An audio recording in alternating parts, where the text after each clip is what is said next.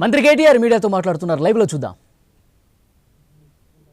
ఎన్నికల సందర్భంగా తర్వాత లోక్సభలో మా పార్టీ నాయకుడు మా ఫ్లోర్ లీడరు నామా నాగేశ్వరరావు గారి మీద ఈడీ దాడులు చేయించి, మా రాజ్యసభ సభ్యుడు వద్దిరాజు రవిచంద్ర గారి మీద సిబిఐ దాడులు చేసి, మా రాజ్యసభ సభ్యుడు పార్థసారథి రెడ్డి గారి మీద ఐటీ దాడులు చేసి, మా ఎంపీ లోక్సభ సభ్యుడు మన్నే శ్రీనివాస్ రెడ్డి గారి మీద ఐటీ దాడులు చేసి, మా శాసన మండలి సభ్యుడు మాజీ మంత్రి ఎల్ రమణ గారి మీద ఈడీ విచారణ జరిపి, మా ఎమ్మెల్యే మంచిరెడ్డి కిషన్ రెడ్డి గారి మీద, పైలట్ రోహిత్ రెడ్డి గారి మీద కూడా ఈడీ విచారణ జరిపి, ఇప్పటికి దాదాపు 11-12 మంది మీద మా నాయకుల మీద ఈడీని, సిబిఐని, ఐటీని ఉసిగొల్పి అక్కడ చేయగలిగింది ఏమీ లేక ఇవాళ భారత రాష్ట్ర సమితి కేసీఆర్ గారి నాయకత్వంలో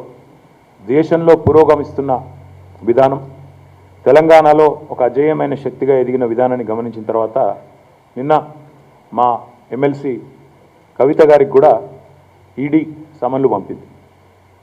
ఫస్ట్ ఆఫ్ ఆల్ నేను అనేది ఏంటంటే ఇవి ఈడీ సమన్లు కాదు, ఖచ్చితంగా మోడీ సమన్లు.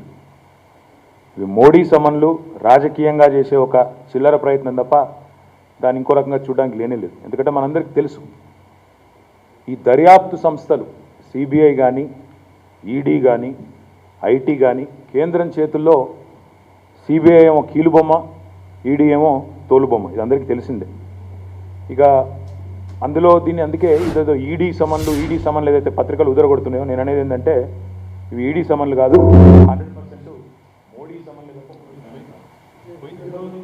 ఐటీ కానీ కేంద్రం చేతుల్లో సిబిఐ ఏమో కీలుబొమ్మ, ఈడీ ఏమో తోలుబొమ్మ, ఇది అందరికీ తెలిసిందే. ఇక అందులో దీన్ని అందుకే ఇదేదో ఈడీ సమన్లు ఏదైతే పత్రికలు ఉదరగొడుతున్నాయో నేను అనేది ఏంటంటే ఇవి ఈడీ సమన్లు కాదు, ఏదో రకంగా డ్రామా చేసి దేశమంతా అవినీతి పరులు, మేము మాత్రం సత్యహరిశ్చంద్రుని కజిన్ బ్రదర్సు బామ్మర్దులం అన్నట్టు పోజులు కొట్టి డ్రామా చేసి బయటపడదామనే ఒక చిల్లర ప్రయత్నం తప్ప ఇంకోటి కానే కాదు. నీతి లేని పాలనకు, నిజాయితీ లేని దర్యాప్తు సంస్థలకు ఈరోజు పర్యాయపదంగా మారింది ఎన్డీఏ ప్రభుత్వం, ఢిల్లీలోని కేంద్ర ప్రభుత్వం.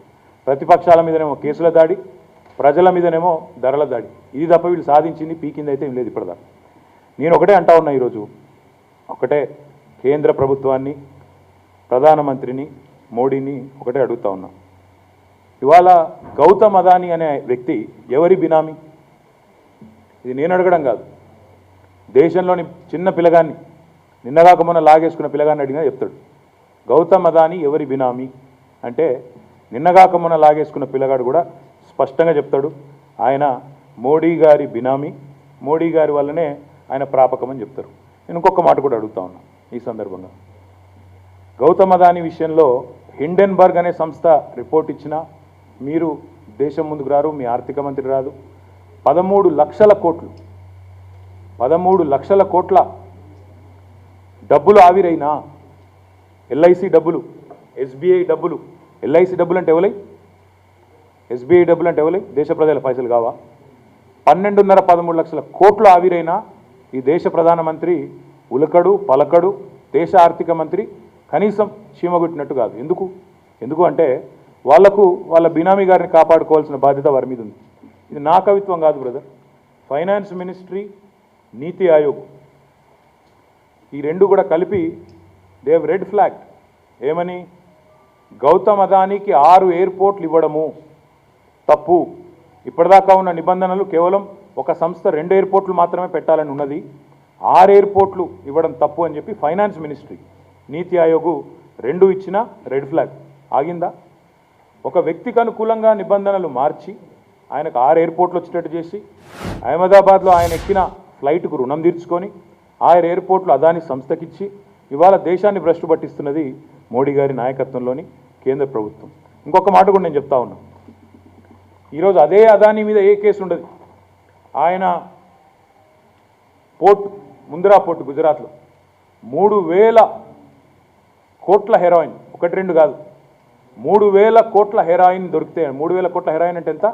21,000 కోట్ల విలువ చేసే హెరాయిన్ మత్తు పదార్థం దేశంలోని యువతని అపసవ్య మార్గంలో తీసుకుపోయి ఒక మత్తు కేసు అయిందా? కనీసం గౌతమ్ అదానిని విచారించే దమ్ముందా ఈ దేశంలో దర్యాప్తు సంస్థలకి? అంత సీనుందా? అందుకే అంటున్నా, ఎవరి బినామీ? ప్రధాని అదాని బినామీ కాకపోతే ఎందుకు ముంద్రా ఎయిర్పోర్ట్లో 21,000 కోట్ల హెరాయిన్ దొరికినా కూడా చర్యలు ఎందుకు లేవు? ఇది ఒకటేసారి దొరకలే, ఇక ఇంకోసారి దొరికింది 300 కోట్ల కొకేన్ దొరికింది అదే పోర్ట్లో ముంద్రా. చర్య ఉందా? లేదు. ఇంకోటి నేను ఇంకొక మాట కూడా అడుగుతా ఉన్నా, ఈ దేశంలో ఏం జరుగుతుంది? ఇవాళ మా ముఖ్యమంత్రి గారు ఏం చెప్పారు? వాషింగ్ పౌడర్ నిర్మా అంటే గంగల ములిగిన వాళ్ళు ఎవరైనా కూడా పునీతులు అయిపోతారు, పాపాలని కడుక్కుంటారు అన్నట్టు. అలా మునగంగానే మొత్తం బీజేపీలో చేరంగానే పోతాయంట, కేసులన్నీ పోతాయంట. నేను ఇదేదో ఊరికే చెప్పట్లేదు. ఇది ఎన్ఫోర్స్మెంట్ డైరెక్టరేట్ యొక్క వాళ్ళ సొంత హ్యాండిల్ నుంచి ట్వీట్ 2018 నవంబర్ 24 నాడు చూపెడతాం మీకు. ఏమంటారంటే ఇందులో searches resulted in recovery of incriminating documents and 6 high valued luxury cars purchased by Shri YS Chowdary in the name of shell companies. ఇది ఈడీ యొక్క ట్వీట్. వైఎస్ చౌదరి అంటే సుజనా చౌదరి. ఇది ఈడీ యొక్క ట్వీట్, నాది కాదు, నా కవిత్వం కాదు, నా సొంత ఇది కాదు, వాళ్ళది ఇంకొక tweet. Searches under PMLA were conducted in case of Shri YS Chowdary MP of Andhra Pradesh to investigate bank fraud of over 6,000 crores by more than 120 shell companies controlled by Sujana Chowdary.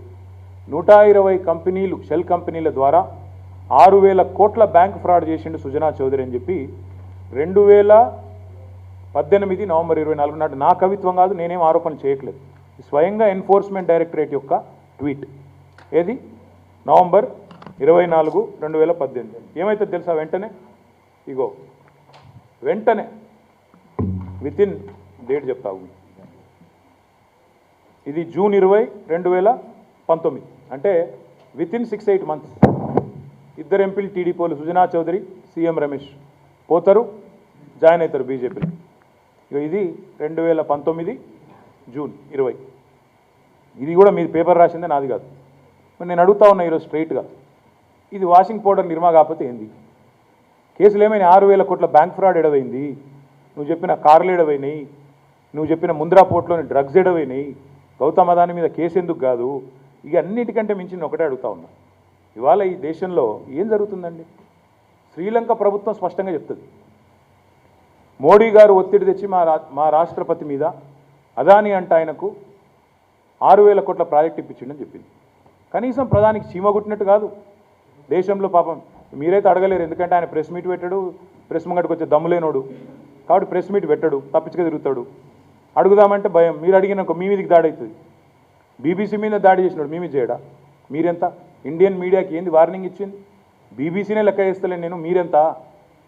Me NTV ఎంత, ఈ టీవీ9 ఎంత, ఈ టీవీ ఎంత, ఇంకో టీవీ ఎంత, ఇంకోటి ఎంత, ఆంధ్రజ్యోతి ఎంత? అంటే నన్ను అడిగితే, నన్ను ప్రశ్నిస్తే, ఎవరినైనా ఉతికారేస్తా, బీబీసీనే ఇడిచిపెట్టలే, ఇండియన్ మీడియా ఎంత అనే అహంకారం ప్రదర్శించి ఇవాళ ముందుకు పోతా ఉన్నారు. నేను ఒకటే అడుగుతా ఉన్నా, నిన్నటికి నిన్నగాక మొన్న G20 సమావేశాల్లో పాల్గొనేందుకు శ్రీలంక ఆర్థిక మంత్రి వచ్చిండు. వచ్చి ఆయన స్పష్టంగా చెప్పింది, ఇది G2G డీల్, ఇది అదానీకి మా దగ్గర 6,000 కోట్ల ప్రాజెక్ట్ ఏదైతే ఇచ్చినామో ఇది G2G. G2G అంటే ఏంది? గవర్నమెంట్ అట. G2G అంటే గవర్నమెంట్ కాదు. G2G అంటే Gautam to Gotabaya, facilitated by Modiji. Facilitated by Modiji, Gautam to Gotabaya. Gotabaya అంటే ఎవరు? అక్కడ రాష్ట్రపతి గోటాబయ రాజపక్ష. G2G కరెక్టే. అంటే ఇలా అదానీ అనే కంపెనీ భారత ప్రధాని గారి సొంత కంపెనీ కాబట్టి, ఆయన బినామీ కంపెనీ కాబట్టి ప్రపంచవ్యాప్తంగా ఆయన కోసం తిరిగి మార్కెటింగ్ చేసే పని. ఇక ప్రధానికి ఇంకో పని లేదా? మరి దీని మీద అడిగిన దానికి ఇంతవరకు సమాధానం రాదు, కేసు రిజిస్టర్ కాదు, కనీసం అభియోగం ఎదుర్కొన్నప్పుడు దాన్ని ప్రజల ముందు వివరణ ఇవ్వాలనే ఇంగితం లేదు. ఇక వీళ్ళు వచ్చి ఇవాళ ఇతరుల మీద బురద జల్లే ప్రయత్నం. ఇంకొక మాట అడుగుతా ఉన్నా, ఈడీ అనేది 2014 తర్వాత దాడులు చేస్తూ ఉంది. 95% పైచిలుకు దాడులు, ఇన్ఫ్యాక్ట్ ఆల్మోస్ట్ 100% దాడులు విపక్షాల మీదనే. ఆల్మోస్ట్ 100% దాడులు విపక్షాల మీదనే జరుగుతాయి.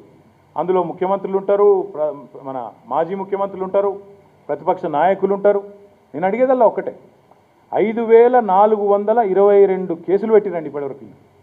5,422 కేసులు మోడీ వచ్చినప్పటి నుంచి, మోడీ ఈడీ కలిపి పెట్టిన కేసులు 5,422.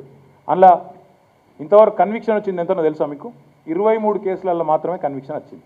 అంటే ఎందుకు వాడుకుంటున్నారు ఈడీని? మీరు ఏ రకంగా వాడుతున్నారు? టు ఎరాడికేట్ డెమోక్రసీ, ప్రతిపక్షాలు లేకుండా చేయాలి ఈ దేశంలో. ED is not enforcement directorate anymore. ED is a mechanism to eradicate democracy in this country. 5422 కేసులు పెట్టి 23 మాత్రమే కన్విక్షన్ సాధించిన ఏజెన్సీకి ఏమి ఇవ్వాలి? నోబెల్ ప్రైజ్ అన్న మోడీకి ఇచ్చినట్టు, లేదా ఇంకేమని అన్న? అంటే ఇంత అన్యాయంగా, ఇంత దారుణంగా కేవలం విపక్షాల మీద బురద జల్లడమే క్రమంలో భాగంగా ఇప్పటివరకు కాంగ్రెస్ మీద 24 కేసులు, టీఎంసీ మీద 19 కేసులు ఈడీ, ఎన్సీపీ మీద 11 కేసులు, శివసేన ఉద్ధవ్ ఠాక్రే దాని మీద 8 కేసులు. ఇంకో ఆయన మీద ఉండే, ఆయన పేరు షిండెనో బిండెనో, ఆయన మీద ఉండే మళ్ళీ కేసులు ఉంటే కూడా మాయమవుతాయి, గుర్తుపెట్టుకోండి. తర్వాత డిఎంకే మీద 6 కేసులు, బీజేడీ మీద 6 కేసులు, ఆర్జేడీ మీద 5 కేసులు, బీఎస్పీ మీద 5 కేసులు, ఎస్పీ మీద 5, ఆప్ మీద 3, ఐఎన్ఎల్డీ మీద 3, వైఎస్ఆర్సీపీ మీద 3, సిపిఎం మీద 2, ఇప్పుడు బీఆర్ఎస్ మీద ఇక మీరు వెంటనే ఉన్నారు, చూస్తూనే ఉన్నారు, జరుగుతూనే ఉంది. నేను ఒకటే అడుగుతా ఉన్నా, ఈరోజు ఈ దేశంలో అవినీతి అవినీతి అవినీతి అంటారు. నిన్నగాక మొన్న ఎక్కువ రోజులు కూడా కాదు, విరూపాక్షయ్య అని ఎమ్మెల్యే ఉన్నాడు కర్ణాటకలో, బీజేపీ ఎమ్మెల్యే. ఆయన కొడుకేమో 40 లక్షల లంచం తీసుకుంటూ Bengaluru metro water supply and sewerage బోర్డులో కెమెరా మీద దొరికిండు. దాని మీద యాక్షన్ ఉండదు, ఈడీ దాడి ఉండదు, సిబిఐ ఉండదు, ఐటీ ఉండదు, ఎవడరాడు భయం. ఆయన పేరేంది? ఆ పార్టీలను ఒక ఎంపీ ఉన్నాడు, భారతీయ జనతా పార్టీ ఎంపీ మహారాష్ట్రలో. నిన్నగాక మొన్న ఎన్డీటీవీలో లైవ్ చూపెట్టింది. నేను బీజేపీ ఎంపీని, నా మీదకైతే ఈడీ రాదు, నేను ఏం చేసినా రాదు. డైరెక్ట్ స్టేట్మెంట్ ఆయన, నేను ఊరికే చెప్పట్లేదు, మీరు యూట్యూబ్లో దొరుకుతుంది, అన్నింటిలో దొరుకుతుంది మీకు. ఇంకొక ఎంపీ ఉన్నాడు హర్షవర్ధన్ పాటిల్ మహారాష్ట్ర. ఆయన అంటాడు, ఆయన ఇదివరకు కాంగ్రెస్లో గెలిచిండు, బీజేపీలోకి పోయాడు. నేను బీజేపీలోకి పోయిన కాడికి వెళ్ళి మంచిగా వండుకుంటున్నా భయ్, ప్రశాంతంగా వండుకుంటున్నా, ఈడీ లొల్లి లేకుండా పోయింది నాకు.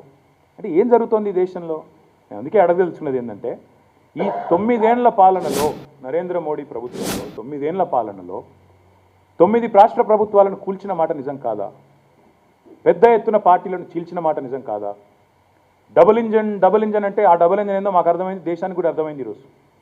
ఒక ఇంజన్ మోడీ, ఇంకో ఇంజన్ అదాని. మొదాని అనేది డబుల్ ఇంజన్. ఒక ఇంజన్ మోడీ, ఇంకో ఇంజన్ అదాని. మొదాని ఒకటేమో పొలిటికల్ ఇంజన్, ఇంకోటి ఎకనామిక్ ఇంజన్. ఈయనకిన్న తిరిగి మార్కెటింగ్ చేయాలి, ప్రాజెక్టులు ఇవ్వాలి. ఆ ప్రాజెక్టులకి వెళ్ళి వచ్చిన పైసలు ఎలక్ట్రల్ బాండ్స్ అని, మన్నని, మశానమని చందాలు మళ్ళీ రాయాలి. ఆ చందాలతోని అడ్డమైన దొంగ సొమ్ముతోని, దోస్తుకు దోచిపెట్టిన దొంగ సొమ్ముతోని ఆయన ప్రజల పక్షాన నిలబడ్డ పార్టీలను చీల్చాలి, ప్రతిపక్షాలను చీల్చి చెండాడాలి, ఖచ్చితంగా కూల్చాలి, అవసరమైతే ఈడీ, సిబిఐ, ఐటీ పెట్టి వేధించాలి. ఎవరైతే లొంగుతలేరో వాళ్ళ మీదకి ప్రయోగించాలి. ఇది వాస్తవం కాదా? మొన్నటికి మొన్న మునుగోడులో మన రాష్ట్రంలో ఒక వ్యక్తికి 18,000 కోట్ల కాంట్రాక్ట్ ఇచ్చిన మాట వాస్తవం కాదా? ఇప్పటివరకు ఆ విషయంలో జవాబు చెప్పే దమ్ము ఈ దేశంలోని ఒక బీజేపీ నాయకుడికి ఉందా? మా ముఖ్యమంత్రి గారు స్వయంగా అడిగారు, స్వదేశంలో దొరికే బొగ్గు 3-4 వేలకే దొరుకుతుంటే టన్నుకు విదేశాల బొగ్గు ఎందుకు తీసుకోవాలి? విదేశాల నుంచి వచ్చే బొగ్గు ఎందుకు కొనాలి? ఎవరి ప్రయోజనాల కోసం, ఎవరి కోసం అని సూటిగా యశ్వంత్ సిన్హా గారు ఇక్కడికి వచ్చినప్పుడు అడిగితే ఒక్క భారతీయ జనతా పార్టీ నాయకుడు సమాధానం చెప్పిండా? సరే మా ముఖ్యమంత్రి ఇచ్చిపెట్టండి, స్వయంగా ఉత్తరప్రదేశ్ ముఖ్యమంత్రి రాసిండే ఉత్తరం, మేము ఎందుకు కొనాలి విదేశీ బొగ్గు, మేము కొనము, ఇది మాకు డిస్కమ్లకు భారం అవుతుంది అన్నప్పుడు మరి అది కాదా? ఒక వ్యక్తి కోసం పాలసీ మార్చడం కాదా అది? అదానీ కోసం, అదానీ బొగ్గు కోసం, అదానీ గారు ఇండోనేషియాలో తీసుకున్న మైన్స్ కోసం, ఆస్ట్రేలియాలో తీసుకున్న మైన్స్ కోసం, అక్కడికి వెళ్ళి వచ్చే లాభాల కోసం, ఆ లాభాల ద్వారా వచ్చే బీజేపీకి వచ్చే చందాల కోసం, ఆ చందాల నుంచి చేసే దందాల కోసం చేస్తున్నమాట వాస్తవం కాదా? ఒక వ్యక్తి కోసం పాలసీ మార్చింది వాస్తవం కాదా? 2 ఎయిర్పోర్ట్లు మాత్రమే ఉండాలన్న నిబంధనలు తుంగలో దొక్కి 6 ఎయిర్పోర్ట్లు అదానికి ఇచ్చి మళ్ళీ దందా చేసి ఆ దందా నుంచి వచ్చిన చందాతో విపక్షాలను చీల్చాలనే ప్రయత్నం చేస్తున్నమాట వాస్తవం కాదా? 18,000 కోట్ల కాంట్రాక్ట్ ఇక్కడ ఒక వ్యక్తికి ఇచ్చి ఆయన లోబర్చుకొని ఆయన మునుగోడులో మీ అభ్యర్థిగా పెట్టింది వాస్తవం కాదా?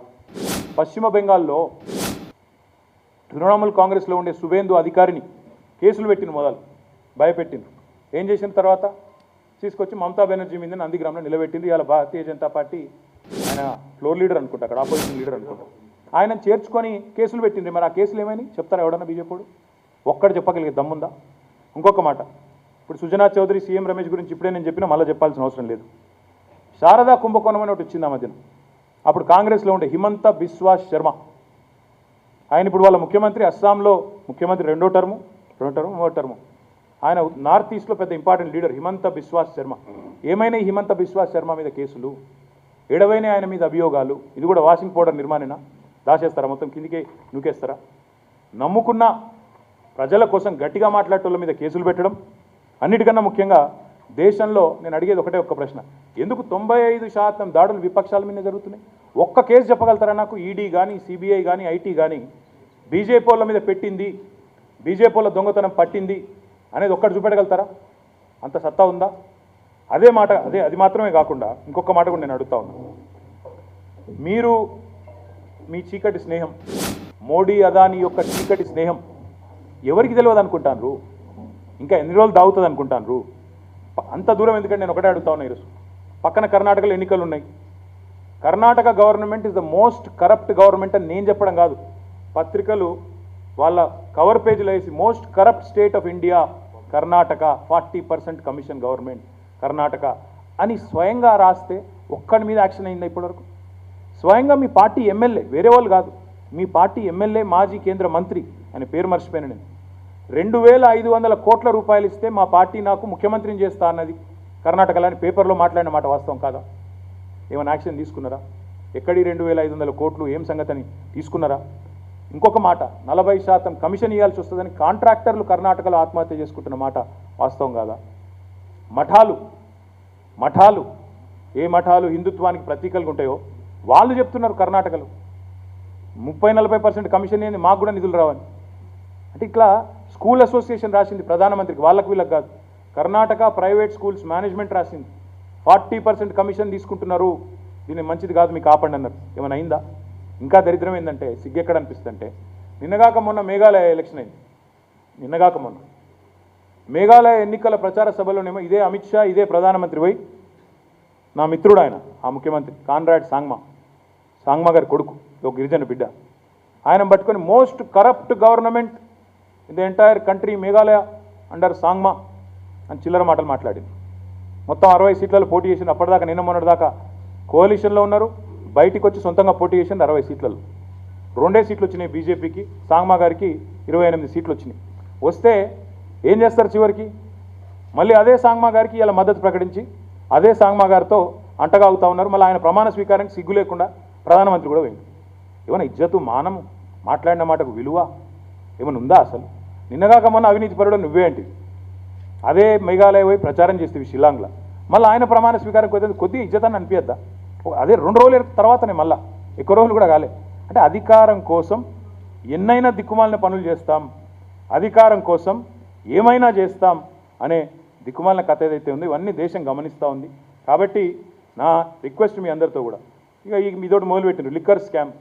నేను అడుగుతున్నా, ఏంటిది లిక్కర్ స్కామ్? లిక్కర్ స్కామ్ ఏంటిదంటే, లిక్కర్ బ్యాన్ అయిన గుజరాత్లో 42 మంది చస్తే లిక్కర్ తాగి, గది లిక్కర్ స్కామ్. ఏ గుజరాత్ అయితే డ్రై స్టేట్ అంటారో ఆ గుజరాత్లో 42 మంది లిక్కర్ తాగి చస్తే, స్పూరియస్ లిక్కర్ తాగి చస్తే అది స్కామ్. మీరేం, మీ అభియోగం ఏంది లిక్కర్ స్కామ్లో?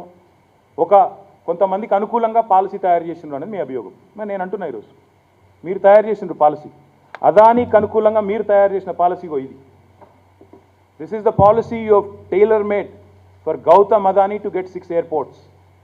2 ఎయిర్పోర్ట్లు ఉండాలనే నిబంధనను తుంగలో దొక్కి, దీస్ ఆర్ ద మినిట్స్, ఇది స్కామ్. 2 ఎయిర్పోర్ట్లు ఉండాలన్న నిబంధనను తుంగలో దొక్కి ఒకరికి 6 ఎయిర్పోర్ట్లు రాసిచ్చుడు. ఎందుకంటే ఆయన విమానం ఎక్కి ప్రధానమంత్రి తిరుగుతాడు కాబట్టి, ఆ ఫోటోలు మన రాహుల్ గాంధీ కూడా చూపెట్టిండు పార్లమెంట్లో. ఆయన విమానం ఎక్కి తిరుగుతాడు కాబట్టి ఆయనకు 6 ఎయిర్పోర్ట్లు రాసిస్తాడు. ఇది స్కామ్ కాదట. ఆయన కోసం ఆయన ఆస్ట్రేలియాలో మైన్లు తీసుకుంటే విదేశీ బొగ్గును కొలాలని బలవంతంగా ఒత్తిడి తెచ్చుడు స్కామ్ కాదట. వాళ్ళ ముఖ్యమంత్రులు అపోజ్ చేయంగా తెచ్చుడు సిగ్గు లేకుండా స్కామ్ కాదట. ఆయన పోర్ట్స్లో ఇగో డ్రగ్స్ చూడండి, అదానీ గారి పోర్ట్లో డ్రగ్గులు దొరికితే గుజరాత్లో ముంద్రా పోర్ట్లో అది స్కామ్ కాదట. ఇంకా ఆయనకు మీదికెళ్ళి ఆంధ్రప్రదేశ్లో గంగవరం గుంజుకోవాలి, ఆంధ్రప్రదేశ్లో కృష్ణపట్నం గుంజుకోవాలి, ముంబైలో జీవికే దగ్గర అది గుంజుకోవాలి. ఇట్లా దిక్కుమాలిన పనులు చేస్తే అవి స్కాములు కావట, లిక్కర్ స్కామ్ అట. నేను ఒకటే అడుగుతా ఉన్నా మీ మిత్రులందరినీ కూడా, లిక్కర్ స్కామ్ మా ఎమ్మెల్సీని పిలిచినరు, మా MLC she will cooperate, unlike your people. BL Santosh అంటోడు ఇక్కడ పైసలు పంపి 2 స్వాములను పంపి దొరికిపోయిన దగులుబాజీ దొంగవాడు, వాడు దాక్కున్నాడు. విచారణకు పిలిస్తే భయపడి దాక్కున్నాడు, ఎక్కడో పండుకున్నాడు, కోర్టుకు పోయి నో అరెస్ట్ అని తెచ్చుకున్నాడు. మేము అట్లా చేయం, మేము పోతాం విచారణకు as law abiding citizens of this country. భారత ప్రభుత్వాన్ని చట్టాలను గౌరవించే పౌరులుగా విచారణకు హాజరవుతాం, విచారణ ఎదుర్కొంటాం. మా ఎమ్మెల్సీ గారు కూడా ఎదుర్కొంటారు. తప్పకుండా నేను ఒకటే మాట చెప్తా ఉన్నా, మీరు అభియోగాలు మోపి, ఇప్పుడు నేను చెప్పాను మీకు 5422 అభియోగాలు మోపింది ఈడీ. ఈ మోడీ వచ్చినప్పటి నుంచి 5422 కేసులు, కన్విక్షన్ ఎంత? 23 కేసులు. మాకు తెలుసు ఇదంతా పొలిటికల్ హరాస్మెంటు, ఒక హంబగ్ తప్ప, డ్రామా తప్ప ఇంకోటి కానే కాదని మాకు కూడా తెలుసు, మీకు కూడా తెలుసు. నేను అనేదల్లా ఒకటే, తప్పకుండా విచారణ ఎదుర్కొనే దమ్ము మాకుంది. నీకుందా నరేంద్ర మోడీ అని నేను అడుగుతున్నా. గౌతమ్ అదానీ నీ బినామీ అని లోకం కోడై కూస్తున్నా, శ్రీలంక గవర్నమెంట్ చెప్పినా ఎందుకు నోట్లకెళ్ళి పలుకే బంగారం ఆయన అన్నట్టు ఎందుకు మాట్లాడతలేవు? ఏమొచ్చింది కష్టము? అడ్డమైన వాడు అన్నిటికీ మాట్లాడతలేదు. పరీక్ష పే చర్చనట. ఈయన అసలు పరీక్షలు రాసిందో లేదో జీవితంలో ఎవరికి తెలియదు. ఛాయ్ పే చర్చ అంటాడు, ఛాయ్ అమ్మిందో లేదో ఎవరికి తెలియదు. ఇవన్నిటికి వస్తుంది గొంతు మాత్రం, దీనికి మాత్రం రాదు. ఎందుకు? Gautam Adani is your benami is what the world says. Hindenburg report is saying, Economist is saying, the whole world is saying it, but you don't want come out and speak. అందుకే నేను అనేది, మేము విచారణ ఎదుర్కొంటాం. డెఫినెట్గా ఈ రాజకీయపరమైన కక్ష సాధింపు ఏదైతే ఉందో ముమ్మాటికి రాజకీయంగానే ఎదుర్కొంటాం. ప్రజా కోర్టులో మేము తెలుసు, మాకు న్యాయ వ్యవస్థ మీద కూడా నమ్మకం ఉంది. దేశంలో మంచి జడ్జిలు ఉన్నారు, ఇంకా కూడా కొంతమంది బీజేపీ వాళ్ళు ఉండొచ్చు, కానీ చాలామంది మంచి జడ్జిలు ఉన్నారు, ఇంకా వాళ్ళ మీద మాకు నమ్మకం ఉంది. తప్పకుండా దేశం న్యాయం అల్టిమేట్గా గెలుస్తుంది. ఈ హరాస్మెంటు, ఈ నాన్ సెన్సు, వీటికి భయపడం మోడీకి ఈడీకి నేను మళ్ళీ చెప్తున్నా, it is not ED summons, it is Modi summons. ఈ మోడీ సమన్లకు, మోడీ ఉడత ఊపులకు భయపెట్టేవాడు తెలంగాణలో లేడు. తప్పకుండా ఎదుర్కొంటాం, అన్ని రకాలుగా ఎదుర్కొంటామని చెప్తూ మీ అందరికీ కూడా మళ్ళీ ఒకసారి ధన్యవాదాలు. ఇప్పటిదాకా నువ్వు లేటుగా వచ్చినా ఏమడతావా? సరే, ఒక్కల మీద ఎందుకుందా? చాలామంది మీద ఉంది. నీకు చెప్తూనే ఉన్నా కదా, ఇప్పుడు సుజనా చౌదరి కాదు, చాలామంది మీద నువ్వు రా కేసులు మాఫ్ అనే మాట ఇప్పుడు నేను చెప్పుడు కాదు కదా, బీజేపీ ఎంపీ స్వయంగా చెప్తుండు. వాళ్ళ దొరిన పాటికెళ్ళి నేను మొత్తం పీస్ఫుల్గా అంటున్నాను ఒకటి అంటాడు, ఇంకోటేమో నేను బీజేపీ కాబట్టి నా మీద గీడీ రాదని ఇంకోటి అంటాడు. ఇక ఏముంది అలా కుల్లం అలా సీక్రెట్ ఏముంది పోయి? నాకు అర్థం కాదు. ఎస్ అలీ, నీకు నీ మాట ఏంటి? నీ పేరేంటి? సౌమిత్. ఆరోపణలతోనే మీడియాలో మీరే ట్రయల్ చేస్తారు, మీరే తీర్పులు ఇస్తారు. వాట్సాప్లో వాడేవాడో చెప్తాడు, అయిపోద్దా? ఆగవా? వాట్సాప్లో చెప్పగానే అయిపోతాయి? వాట్సాప్ యూనివర్సిటీలో గిరగిర తిప్పి బద్నాం చేయగానే అయిపోద్దా? All I'm saying is, allegations by Enforcement Directorate in this country, they've already registered more than 5,422 cases. Conviction in only 23 cases. So what is happening in this country? They are using ED as a tool to harass other opposition parties. Even more strange is, even before ED sent summons, the entire local BJP will start speaking. పంపించేస్తాము, రేపు సమన్లు వస్తాయి, ఎల్లుండి సమన్లు వస్తాయి. So is it not a fact that ED, IT and CBI are extended arms of Narendra Modi? BJP అనుబంధ సంఘాలు అవి. అటు ఉల్టా మాట్లాడింది. బీజేపీ అనుబంధ సంఘాలుగా పనిచేస్తున్న తొత్తులు లాంటి సంస్థలు, వేట కుక్కలు లాంటి సంస్థలు ఏవైతున్నాయో వాటన్నిటికీ నేను ఒకటే చెప్తా ఉన్నా, నాట్ ఎవ్రీడే ఇస్ సండే. మోడీయే శాశ్వతం, మోడీయే మొత్తం అనుకొని మీరు అనుకుంటున్నారు. అందులో కూడా మేము చూస్తున్నాం, ఈడీ ఉన్నతాధికారికి 3 ఎక్స్టెన్షన్లు ఇస్తాడు రిటైర్ అయినాను. ఎల్ఐసి చైర్మన్కు 3 ఎక్స్టెన్షన్లు. ఎందుకు? అదానీ గారి దానిలో డబ్బులు పెట్టాలి కాబట్టి, ఆయన చెప్పినట్టు ఆడాలి కాబట్టి ఎక్స్టెన్షన్. ఇండస్ ఇండ్ బ్యాంకు, ఎస్బీఐ చైర్మన్కు ఎందుకు ఇస్తున్నారు అంటే, మొత్తం ఇన్వెస్టర్ల సంపద ఆవిరైనా నీ దోస్తు భద్రంగా ఉండాలి. 1 నేషన్ 1 ఫ్రెండ్, ఏక్ దోస్త్ ఏక్ దేశ్, మంచి స్లోగన్. ఆయనను కాపాడాలి కాబట్టి, ఎంతకన్నా పోదాం కాబట్టి ఇది చేయాలి, ఈ డ్రామా అంతా చేయాలి.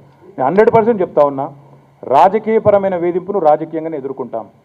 రాజకీయంగా మా మీద బురద జల్లి ఏదో కేసీఆర్ గారి మానసిక స్థైర్యాన్ని దెబ్బతీయాలనే చిల్లర ప్రయత్నం ఏదైతుందో తప్పకుండా దీన్ని రాజకీయంగానే ఎదుర్కొంటాం. లాస్ట్ టైం బీజేపీకి మన రాష్ట్రంలో 107 సీట్లలో డిపాజిట్ గల్లంతు చేసింది టీఆర్ఎస్. ఇప్పుడు మా పేరు మారింది. రైట్ కాదు, రాంగ్ నువ్వు చెప్పేదాగు. 107 సీట్లలో నీకెందుకై అంత ఉత్సాహం? ఆగు, తొందరపడక ఎందుకు అంత ఆగం ఎందుకైతే? తొందరపడక. ఇగో ఇంకోటి చూపెట్టేది సినిమా చాలా ఉంది మీకు చూపెట్టేదాగు. నీ వెలుగు కదా, నీది చాలా ఉంది నీకు చూపెట్టే సినిమా. ఇగో బీజేపీ ఎంపీ ఆయన మాట్లాడిన మాటలు వినండి. Had claimed that he was getting sound sleep since there are no inquiries against him after he had joined the party. మరి రిపబ్లిక్ వాళ్ళు చూపెట్టారు.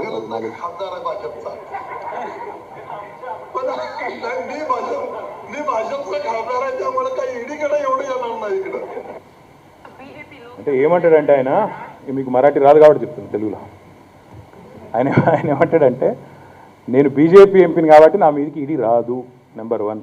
ఇంకొక బీజేపీ ఎంపీ పేరు హర్షవర్ధన్ పాటిల్, ఆయన కాంగ్రెస్లోకి వెళ్ళి బీజేపీలోకి జంప్ అయింది. ఆయన ఏమంటుండు, మొన్నటిదాకా భయపడి సస్తుంటే దడుచుకుంటుంటే నేను దొరినాక ఇక నాకు నిద్ర పడుతుంది, బ్రహ్మాండంగా నిద్రమాన్ తీసుకునే అవసరం లేకుండా మంచిగా జోరుగా అంటున్నా అని చెప్తుండు. ఇంతకంటే ఇంకేమైనా కావాలా సాక్ష్యాలు మీకు? కాబట్టి రాజకీయపరమైన కక్ష సాధింపులు రాజకీయంగానే ఎదుర్కొంటాం. తప్పకుండా ప్రజాక్షేత్రంలో వీళ్ళ అంతు చూస్తాం, వీళ్ళ సంగతి చూస్తాం. తొందరపడేందుకు నువ్వు వాళ్ళు ఏం చేస్తారో చూద్దాం. వాళ్ళు ఇప్పుడు నోటీసులు ఇచ్చి హరాస్ చేసి మీడియాలో ఏదో జరిగిపోతుందని చెప్పి ఒక్కొక్కటి రెచ్చిపోయి మాట్లాడి మా బీజేపీ వాళ్ళు ఎగిరెగిరి దుక్కి మాట్లాడుతున్నారు. మాట్లాడు, ఎన్ని రోజులు మాట్లాడుతాం, మేము కూడా చూస్తాం. ఏం మాట్లాడుతావో కూడా చూస్తాం. మేము కూడా మాట్లాడతాం, మేము కూడా ప్రజల దగ్గర పోతాం, మేము కూడా చెప్తాం. బురద జల్లి ఎట్లా బద్నాం చేసే ప్రయత్నం, కేసీఆర్ గారి స్థైర్యాన్ని మా పార్టీని దెబ్బతీసే ప్రయత్నం చేస్తున్నారు. ఇప్పుడు నేను చదివే లిస్టు చిన్నగున్నా, అది మీకు ఇంతమందిని హరాస్ చేసినరే వాళ్ళు మా పార్టీ వాళ్ళను. ఇది కవితనే మొదటిది అక్కది అనుకుంటున్నాను. దీని తర్వాత కూడా ఉంటాయి, మాకు అది కూడా ఎరికే. ఇగో ఇంతమంది ఇప్పటికి మళ్ళా చదవతా: గంగుల కమలాకరు, మల్లారెడ్డి, శ్రీనివాస్ యాదవ్ గారు, జగదీష్ రెడ్డి గారు, నామా నాగేశ్వరరావు, వద్దిరాజు రవిచంద్ర, పార్సారథి రెడ్డి, మన్నె శ్రీనివాసరెడ్డి, ఎల్ రమణ, మంచిరెడ్డి కిషన్ రెడ్డి, పైలట్ రోహిత్ రెడ్డి, ఇప్పుడు కవిత. దీని తర్వాత కూడా ఉంటాయి, మాకు ఎరికే. మేమంత అమాయకులమేం కాదు. కాబట్టి నేనేమంటున్నా అంటే, ఈ రాజకీయ డ్రామాను రాజకీయంగానే ఎదుర్కొంటాం, ప్రజల దగ్గరికి పోతాం, వాళ్ళ బట్టలు ఇప్పుతాం, నగ్నంగా బీజేపీ నిజ స్వరూపాన్ని ప్రజల ముందే బయటపెడతాం. బాగా మనోడు ఉత్సాహపడుతున్నావు.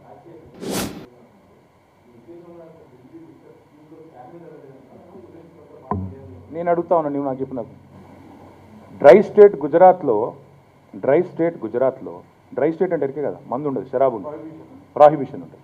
ప్రాహిబిషన్ ఉండే గుజరాత్లో 42 మంది వచ్చిండ్రు లిక్కర్ తాగి. స్కామ్ అంటావా, స్కీమ్ అంటావా, దాన్ని ఏమంటావు? మోడీ స్కీమ్ అది.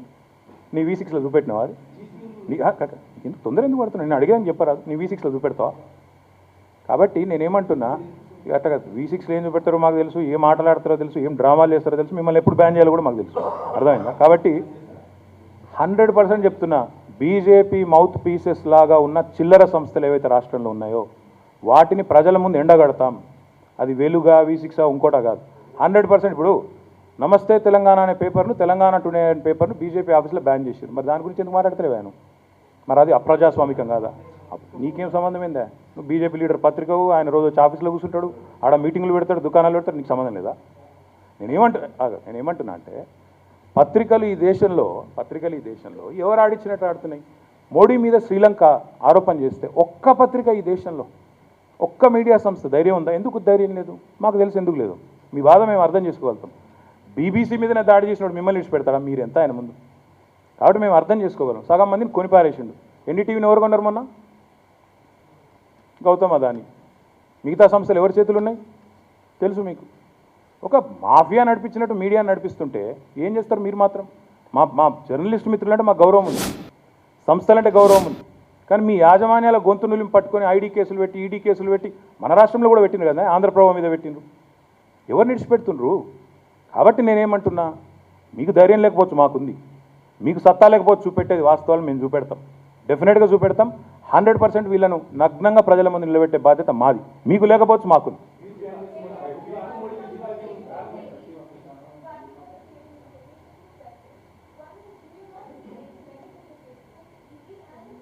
Swastika, it is not for me or you to say there is merit in the case. Let me ask you this question. Is there no merit in the case against Modi when Sri Lankan government says Modi actually lobbied, Modi actually pressured and convinced their president Gotabaya Rajpaksha to give a 6,000 crore contract to Gautam Adani? Will you show that in CNN? You work for CNN, right? Will you show this, whatever I'm just saying, in CNN? Do you have the guts? Unfortunately, that's the problem in this country. Media has lost its spine. You don't, our Prime Minister is one. He calls India the mother of democracy, but he is the grandfather of hypocrisy. वो कभी media के सामने आते ही नहीं है, कभी एक press conference लेते ही नहीं है. कोई सवाल करना है, कोई जवाब लाना है उनसे, तो नामुमकिन है आपके लिए. वो क्या डायलॉग था वो डॉन में? डॉन को पकड़ना मुश्किल ही नहीं, नामुमकिन है. मोदी को पकड़ना जर्नलिस्ट के लिए मुश्किल ही नहीं, नामुमकिन है तुम्हारे लिए. पूछ सकती हो? नहीं, सुनो, जल्दबाजी मत करो. इतना भी क्या है तुम्हारा एयर टाइम, इतना भी कॉस्टली नहीं है तुम्हारा. मैं क्या कह रहा हूँ, आज अगर आप कहती हो इस आर्ग्यूमेंट में दम है कि नहीं, मैं आपसे सीधा पूछना चाहता हूँ, मोदी के ऊपर जो आरोप आया उसके वो बारे में क्यों नहीं बोलते? दी मन की बात सुनाते रहते हैं, परीक्षा पे चर्चे, पता नहीं कितना परीक्षा लिखा उसने. बट बहुत कुछ बोलते रहते हैं. क्यों बोलते नहीं अदानी के बारे में? I am saying, not me as a party, but we are saying Gautam Adani is the proxy of Narendra Modi. Will he answer it? Will he stand up to scrutiny? Will he take a lie detector test? Does he have the guts to come in front of the country? आज मैं पूछना चाहता हूं आपसे, 95% of the cases that have been filed are against the opposition parties. क्या BJP में सभी के सभी राजा हरिश्चंद्र के भाई और चचेरे भाई है क्या? रिश्तेदार हैं क्या? सारे बीजेपी वाले एकदम साफ सुथरे हैं और बाकी पूरा हिंदुस्तान में जितने भी ऑपोजिशन पार्टीज हैं. और मैं पूछना चाहता हूं आपसे, क्या कितने केसेस हुए इस बार इस पे? 3,000 करोड़ हेरोइन पकड़ा जाता है अदानी के पोर्ट में. 21,000 crore worth of illicit drugs coming into the country through Adani port. Should Adani not be booked? Should he not be behind bars? Who's stopping him? What is stopping you? So my question is, this harassment, this political vendetta and intimidation might work elsewhere for Narendra Modi. He's playing with fire. And I'm sure he will realize it in days to come. And I'm alleging directly, Gautam Adani, proxy of Narendra Modi. The double engine he talks about, the economic engine is Adani, the political engine is Modi. Adani siphons money by way of Modi's propaganda, gets that money in the form of electoral bonds and other funds, transfers it to BJP. And BJP then uses the same money to purchase MLAs, to dethrone governments, democratically elected governments, to split parties. And then if that doesn't work, they'll set all these agencies like hunting dogs against opposition parties to demoralize us, to ensure that political vendetta is carried. And I'm telling you, we will face it. This is not the first or last, I know that. This is not the first or last. In fact, almost 12 or 13 of our leaders have faced these inquiries already, CBI, IT, and ED, including ministers, MPs and MLAs. So this is part of that charade that Narendra Modi carries on. He's दूध का धुला हुआ, पूरा दुनिया बदनाम है. तो इसीलिए मैं कह रहा हूँ, is there not merit in the case? Is not for you and me to decide or media to decide or WhatsApp to decide and WhatsApp University Vice Chancellor Narendra Modi to decide.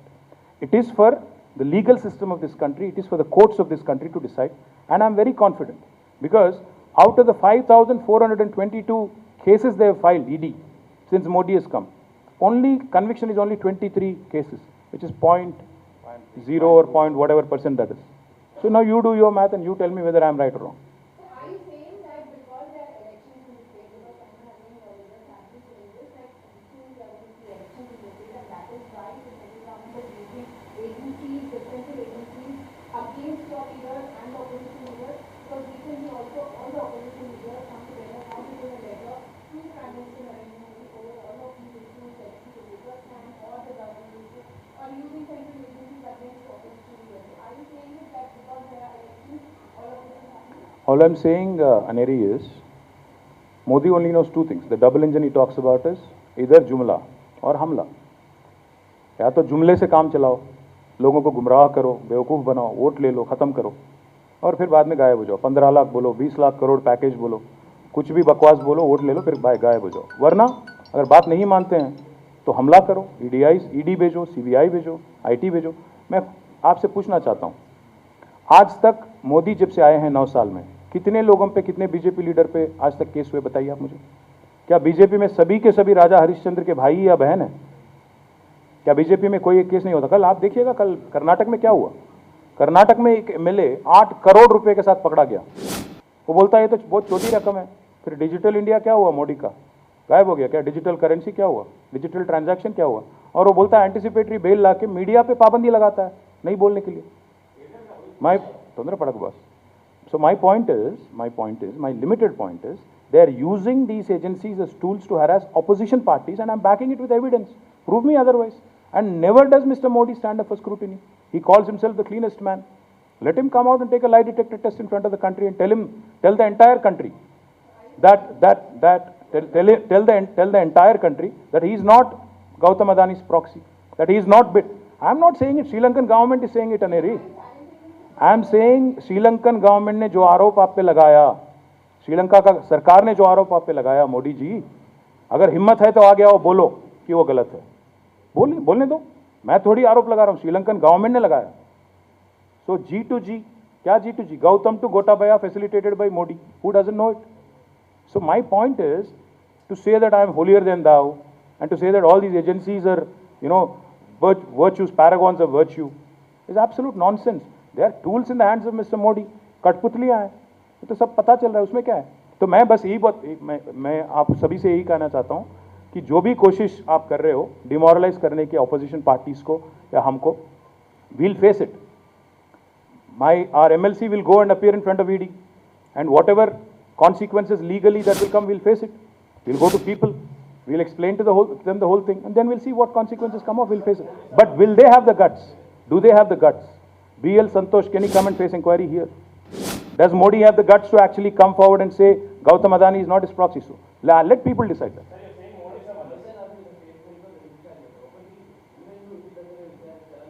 అన్ని చిన్న చిన్న విషయాలు brother, నేను ఏమంటున్నా అంటే చిన్న చిన్న విషయాలు అవన్నీ అల్టిమేట్గా విచారణను ఎదుర్కొనే సత్తా మాకుంది, రైట్? మేము పారిపోము, నెంబర్ 1. మేము వాళ్ళలాగా పిరికి పందలం కాదు, దద్దమలం కాదు, 100% ఎదుర్కొంటాం. భారత న్యాయ వ్యవస్థ మీద మాకు గౌరవం ఉంది, తప్పకుండా విచారణ ఎదుర్కొంటాం. నా క్యాబినెట్ మీటింగ్ ఉంది, దయచేసి మాకు టైం